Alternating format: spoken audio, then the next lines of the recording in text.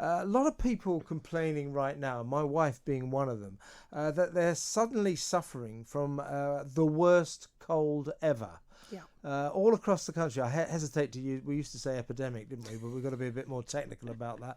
But there does seem to be a sudden spread of people with terrible, terrible colds. What's going on? Yeah, I think, we've been separated from people for a long time, Kevin, haven't we? We've been wearing masks and all sorts of things, standing 2 metres away.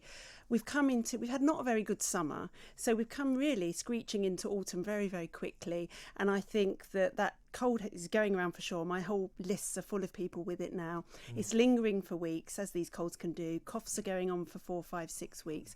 And I think, we haven't been exposed in the way that we would normally to any of these viruses for the last 18 months. So we haven't had that low level exposure that gives us protection. And now, boom, we're in there. And so we're actually just getting it worse than we would normally. And there are some very, very nasty colds around. I mean, in a way, I can't think of a better way of putting this, but, is that sort of a good thing? We're getting back to normal when it comes to catching colds, getting the flu, that kind of thing? Well, I really hope so. I mean, I really do, because, what we saw this year for the first time ever was bronchiolitis in babies and children in July.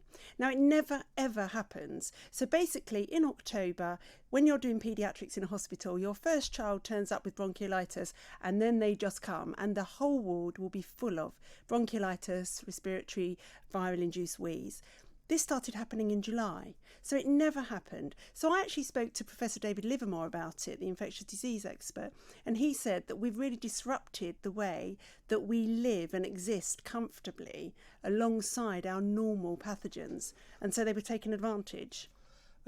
So what should people do if they get one of these worst colds ever? I've been reading about them today, and people are saying, literally not able to sleep for a week. They're so riddled with cold, and they've sandpaper throats, running out, really, really bad. So what should they do? So I always tell people to go along to their local chemist and get, a cold remedy, whether that's day nurse, which I like, but everybody's individual, Beecham's, whatever it is, get a good remedy and one that helps you sleep as well, because although it's not going to change the cold, it's not going to make the cold better, it is going to take away the symptoms to a degree where you feel human, and at the end of the day you just want to feel human, don't you?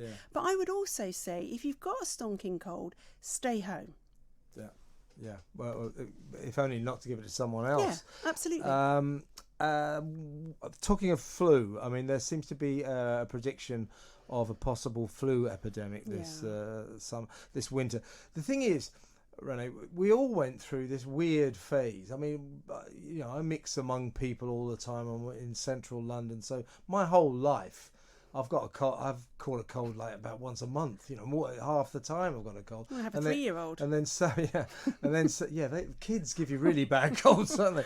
And then suddenly we went through this phase where we didn't go out of our house. We were wearing masks and no one was around. And I remember thinking after about 9 months, my God, I haven't had a cold.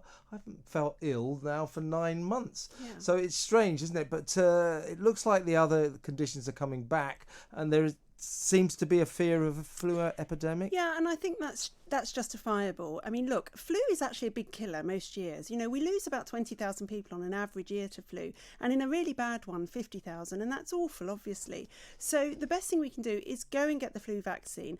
I think we are going to have a difficult winter with flu because there was none around last year, and I mean none. We really didn't see it. I think COVID won that competition in terms of, which one was going to succeed. So that means that we haven't built up immunity, but also the flu vaccine, they haven't really had a chance to think what flu will be here to build the vaccine around it.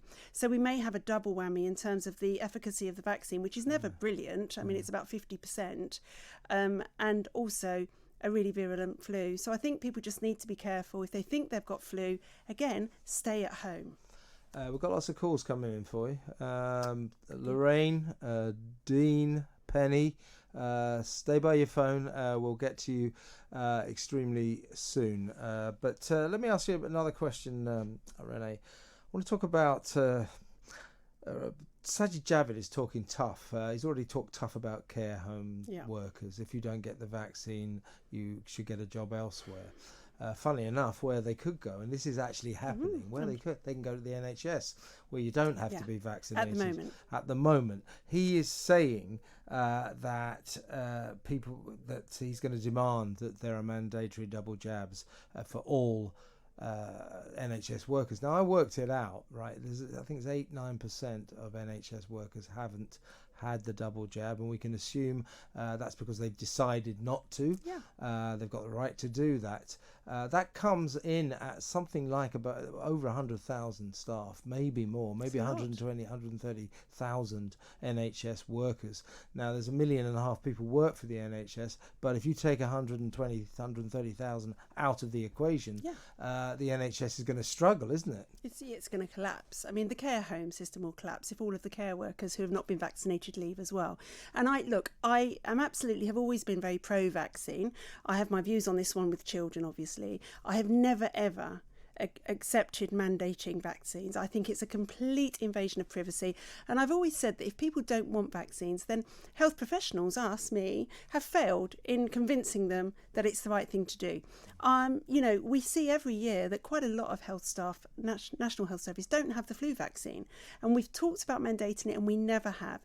And I think it will be a step too far. I think they will lose lots of staff. Look what's happening around the world. France, 1,400 doctors have been suspended, and then the rest, another few thousand, have walked out. And if we see that happening, this difficult winter that we're already going to have will just collapse. But it's like there's 5 World Cup England players, and there are 3 professional Strictly Come Dancing dancers. They're refusing the jab. But what they are offering, and this seems to be is to test every day. So surely that could be a solution in terms of the NHS, rather than slapping down this rather draconian mandatory system that Sajid Javid seems to be keen on. And my prediction is he's going to get less keen on it when he realises the realities involved, that the NHS will collapse without the unvaccinated staff. I think that's exactly what's going to happen. He knows that he won't be able to do it. He's not got the support from the BMA. He hasn't got support from the RCGP. And also, I think that everybody now is just worn down by this draconian telling people what to do with their bodies. And actually, if the vaccines were 100% at stopping people catching it or transmitting it, then fair enough maybe. But they're not. So why? Why, again, are we doing it? If the people that are going to die, the vulnerable people, the people in the care homes who might die, have had it, then surely we've done everything we can to stop them dying. Yeah, we are at the stage now where I think because so many people have been vaccinated, if, for example, I wasn't vaccinated and you were, I don't present you any problem, do I? No. I'm not a health risk to you. No, because the vaccines are actually doing quite a good job of stopping the people that would have died, which isn't many, let's not forget that in terms of the population, from dying. So we've done everything we can. Now what we need to look at going forward with this, and I think it is fizzling out now as anything serious, we need to think about pre-hospital treatments. Give GPs the power to treat people with steroids, which we know work early, so they don't even get to hospital, and other things, whatever there is.